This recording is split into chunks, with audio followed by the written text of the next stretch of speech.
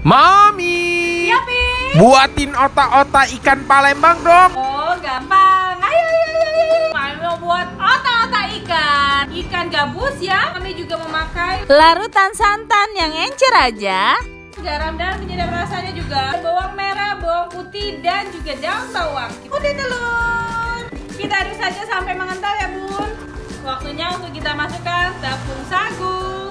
Lalu kita kembali aduk. Kita siapkan daun pisang yang sudah kita layukan. Kita taruh di daun pisang seperti ini, Bun. Lalu kita gulung, kita padatkan dulu seperti ini.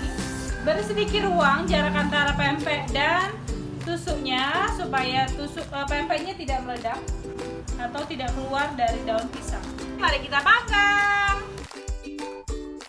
Jangan lupa dibolak-balik ya, Bun. Otak-otak ini masaknya nggak terlalu lama ya. Dia sebentar saja, hanya sampai teksturnya itu mengembung. Kalau misalnya dia udah mengembang dan dipencet-pencet seperti ini udah kembali, itu artinya pempeknya udah matang ya, Bun. Tinggal kita angkat. Kita buka ya, Bun. Wow, mantap sekali. Papi. Iya, Mi. Ini nih, otak-otaknya udah jadi. Yuk, besok kita mau buat review apa lagi nih? Komen di bawah. Jangan lupa